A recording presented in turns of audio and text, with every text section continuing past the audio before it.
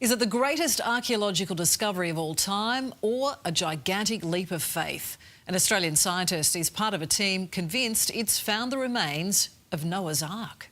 They drilled into the side of a ridge in eastern Turkey and lowered a camera deep into the opening. The feed returned. The tent fell completely silent. The lead researcher stood up, stepped outside, and never came back. The footage has never been released to the public. The site has been quietly shut down. The team has stopped answering calls. So what exactly is hidden beneath the ground? And why is everyone who witnessed it suddenly refusing to say a word? The ship on the mountain no one expected. Everyone had been searching in the wrong place. For generations, explorers had focused their efforts on the slopes of Mount Ararat. Climbing gear, cameras, freezing conditions, and brutal weather. Expedition after expedition returned with nothing except ice samples and disappointment. The mountain had taken entire careers and revealed nothing in return. The actual site lies about 20 miles to the south. A smaller, more difficult mountain. Mount Tenderek. The land there is volcanic, cracked, and unstable. The wind never seems to stop. The villages spread across the valley below are among the oldest continuously inhabited settlements on Earth. And there is one detail you need to understand before anything else. The people living in those villages have a name for the strange shape sitting on the slope above them. They call it the ship. They have used that name for generations beyond memory. Not because an expert gave it that title. Not because they read it in a book. Because from the valley below, when the sunlight hits it in the right way, that is exactly what it resembles. From the ground, it is easy to ignore. Just another ridge in a land filled with ridges. A strange piece of broken geology. Nothing remarkable. But from above, the shape transforms into something completely different. Long, narrow. Balanced on both ends. Curved like the body of a vessel. Stretching nearly 3 football fields from one end to the other. The outside world finally saw a clear image of it in 1959. A Turkish military captain named Ilan Durupaner was flying a NATO reconnaissance mission when the unusual outline appeared beneath his aircraft. He captured photographs of it. Those images reached military analysts. And that was when the question began. What if it had been there all along? What ended the jokes was the measurement. The formation on that hillside measures approximately 515 feet in length. Genesis describes Noah's Ark as being built at 300 cubits. Depending on the ancient cubit measurement used, that translates to somewhere between 450 and 515 feet. The first researchers who compared those numbers sat on the cold ground and studied their instruments in silence before anyone spoke. They returned home with those measurements written in their notes, unsure of what they had just found. The Turkish government considered it important enough to send an official team in 1960. That team returned with readings that nobody could fully explain at the time. They submitted their findings. They left the mountain behind. And for nearly 5 decades, whatever was hidden beneath that ground remained buried in silence. What the radar revealed beneath the mountain. You need to understand what ground-penetrating radar is actually capable of doing. It does not simply prove that something is buried underground. It maps its shape, its density, its hidden layers. It cuts through the earth like a blade passing through paper, revealing the structure beneath the surface.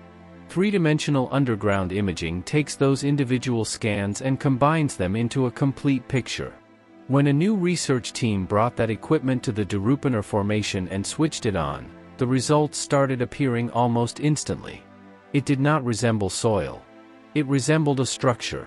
The scans revealed long, parallel lines stretching across the entire length of the formation. Right angles appeared within the data, the kind of geometry that natural forces almost never create without assistance. What looked like horizontal levels stacked one above another. Vertical sections dividing the inside into separate enclosed areas. The term the researchers repeatedly used in their recordings was compartments. Whatever existed inside that shape was separated into rooms. Now think about that for a moment. Genesis does not describe Noah's Ark as one empty space. It describes 3 levels, lower, middle, and upper, along with rooms throughout the vessel. Not just a storage area. Rooms. The images the team was extracting from that ridge were matching that description with a level of accuracy nobody there had expected. They arrived hoping to prove it was not real. That was the original assumption. They expected to uncover a geological formation, a basalt structure created by volcanic activity and erosion that would explain every mystery and allow everyone to move on. Instead, they were seeing 3 layered levels separated into internal chambers, hidden inside a mountain in the exact region described by the ancient account. And this was only what the surface scans could reveal. The radar could show them that the structure was there. It could not reveal what was waiting inside those chambers. To discover that, they would have to drill directly into the mountain. That same night, they began choosing the locations for the boreholes. The flood story that appears across the world. Before we look at what was discovered inside those drill holes, you need to understand why this matters beyond archaeology. Because the story connected to this site does not belong to just one civilization. The flood account was not created by the Hebrews alone. It was not created by Christians alone. It does not belong exclusively to any single culture or ancient text. It appears everywhere. Nearly 200 different cultures across every inhabited continent on Earth preserve some version of the same memory. A devastating flood. A chosen survivor. A vessel. Animals saved from destruction. A world starting over from almost nothing. The Babylonians recorded their version on clay tablets thousands of years before Genesis reached its current form.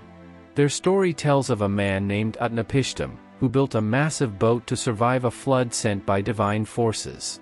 The design details and measurements closely resemble the biblical account in ways that are difficult to dismiss as simple coincidence. The British Museum contains a tablet describing a circular ark made from reeds and bitumen, including engineering details so accurate that when researchers later constructed a full-scale replica, it was able to float. The ancient world was not just passing down legends. It was preserving knowledge. Hindu tradition tells of Manu, warned by a divine fish to build a vessel and survive a great flood. The Greeks had Deucalion. The Mayans, the Aztecs, the Hawaiians, Aboriginal communities across Australia, and indigenous peoples of the Pacific Northwest, all carry versions of this same memory. The vessel changes. The names are different. The locations shift. But the central idea remains the same across these stories. The world was overwhelmed by water, a small group survived, and the vessel that carried them eventually came to rest on a mountain as the waters disappeared. You can label one culture's flood story a myth. You can call 2 of them a coincidence. You might even explain away 10 without much difficulty. But dismissing 200 cultures, societies separated by oceans, centuries, and with no connection to one another, becomes a completely different challenge. Something happened. The pattern is too widespread and too consistent to be ignored as something entirely invented. The soil that told a different story. If the radar was the first warning sign, the soil analysis was what shattered the doubts. The team followed the same process careful researchers always use. They collected samples from inside the formation's boundary and samples from the surrounding slopes, then compared the chemistry side by side. 2 areas of soil on the same mountain should show almost identical results. That is how natural terrain behaves. But the soil inside the formation was different. Organic carbon levels were much higher than the surrounding landscape could explain. There was a concentration of decomposed plant and animal material within the boundary that the surrounding geology had no clear reason to contain. The mineral composition revealed iron oxides and metallic traces in amounts that did not match the rock around it. Even the plants growing above the surface seemed to reveal something unusual. The grass covering the formation had a slightly different shade. It grew at another pace. A small variation you might miss at first glance, but one that becomes impossible to ignore once you notice it. Something beneath the ground was changing the chemistry above it. Over long periods of time, wood leaves a recognizable mark in the soil around it. It releases carbon. It alters drainage patterns. It influences what grows above it and how quickly it develops. The chemical results from the Derupiner formation matched the signs expected from a massive organic structure that slowly decayed in place over an extended period. Not proof, but consistent. The evidence matched that possibility. The team also discovered areas of petrified material at several locations around the edge of the formation. Material that did not resemble the volcanic rock making up the rest of the mountain. Samples were collected and sent to a laboratory. One technician who examined those samples contacted a colleague that evening and revealed something he was not supposed to share. He said the material had once been something that grew. He said he had not been able to sleep. He asked his colleague never to repeat what he had said. The following morning, the samples were placed inside a locked cabinet. The technician stopped answering calls. The stones that have no clear explanation. The mystery does not end with the boat-shaped formation. A few miles down the valley, near a village called Kazan, there are massive stones. Enormous ones. Standing almost as tall as a two-story building, carved from basalt, and weighing several tons each. They stand upright, isolated in open land, far away from any quarry that could reasonably have produced them. There is no known ancient civilization in the region with the technology or ability to move objects of that size. Each stone contains a hole carved through the upper section. Not a small opening. A space large enough for a heavy rope to pass through. The local name for these stones, passed down through generations, is anchor stones.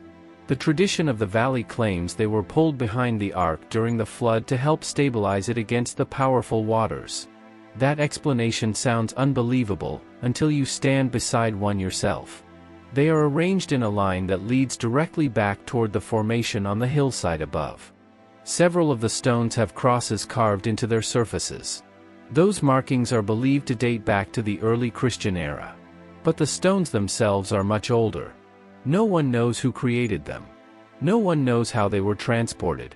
And no convincing explanation has ever been presented for why these particular stones, with these exact holes, were placed in this exact valley, aligned toward a ship-shaped formation above. The man known as God's archaeologist.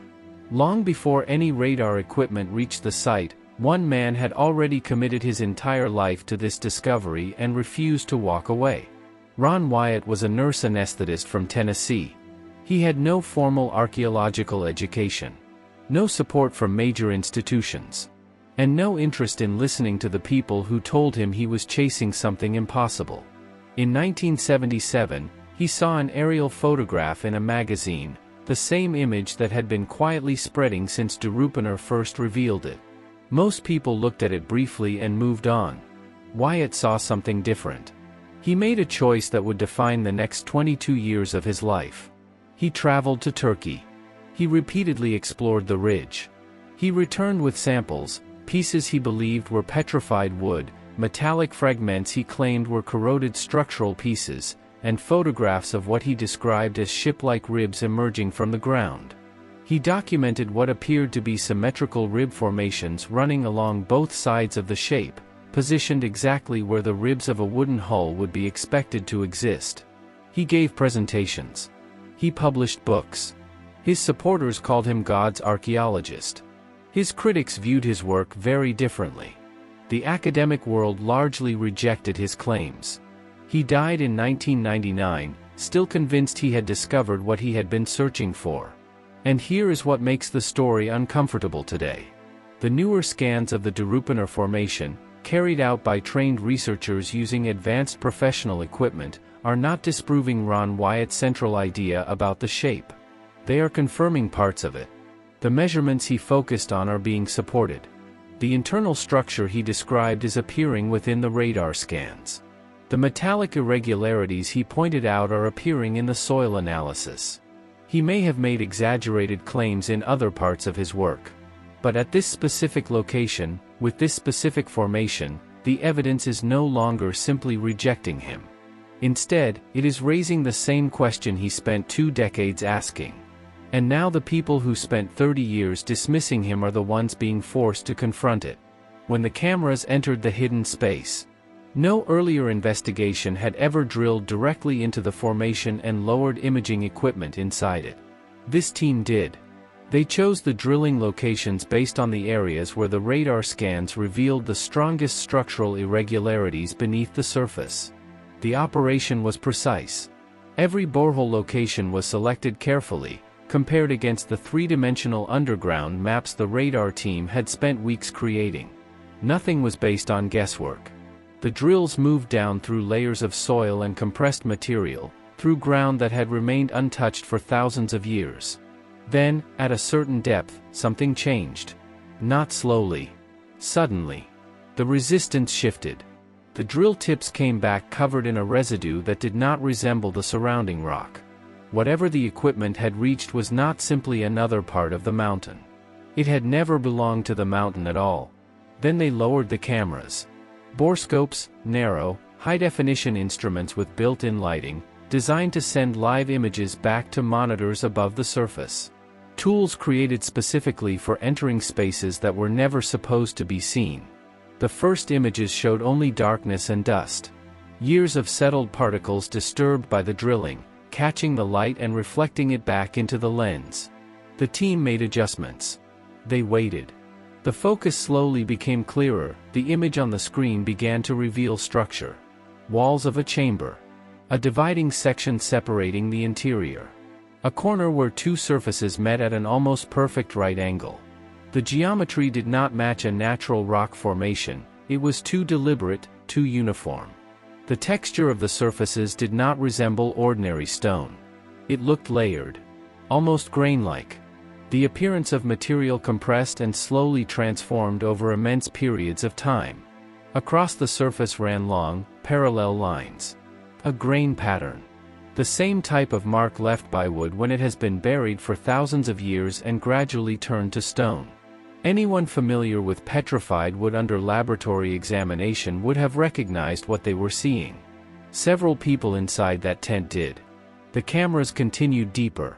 At around 14 feet, the lens reached something that completely stopped the conversation. A row of dark openings cut into the dividing wall at regular intervals. Evenly spaced. Nearly identical in size. Each one leading into another hidden area beyond. The placement was not random. It showed intention. Design. Not empty pockets. Not erosion damage. Openings. The audio captured the change in breathing inside the tent. That instinctive moment when a group of people realizes together that the thing they expected to disprove has just shown characteristics that a simple geological formation should not have.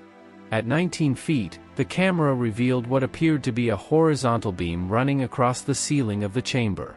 Dark. Straight. Carrying the same compressed grain-like texture as the walls. Too perfectly shaped to be natural. Too extended to be a mineral formation.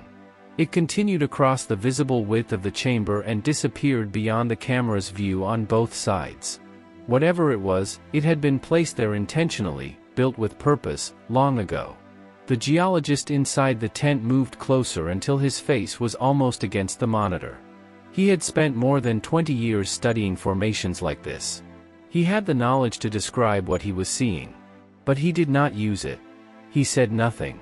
The researcher beside him, the same person who had spent 6 months telling journalists she was there specifically to disprove the site, the person whose institution had sent her to challenge what they considered unsupported claims, spoke 4 words. Undeniably constructed. Then she looked at the geologist. Then back at the screen. No one else in the tent spoke. No one reached for a notebook. The recording continued. The camera kept transmitting. And whatever was waiting at the bottom of that borehole remained there, completely unaffected by the silence it had created above. Why the investigation suddenly went silent? The complete footage has still not been released. The statements the team has made publicly are carefully controlled to an almost extreme level. The readings are unusual. More drilling is needed. The site requires additional investigation. Every phrase in those statements appears chosen with the same caution you use when you know the real words, the precise words, might reveal something you are not prepared to reveal yet. They have never officially used the words Noah's Arkansas. Not once. Not in a press release. Not in a conference statement. Not in any scientific publication. But the silence surrounding those carefully chosen words tells a story of its own. The same researchers who once provided regular updates every week have stopped releasing them completely. The scientist who said, undeniably constructed, inside that tent no longer gives interviews. She gave 3 interviews in the weeks after the first drilling. Then 2. Then 1. Then nothing. Her institution has offered no explanation. Her colleagues refuse to say where she is. Journalists who previously reported on her statements and attempt to follow up are redirected to communication offices that never respond. The geologist has reportedly requested a transfer to another project in another country.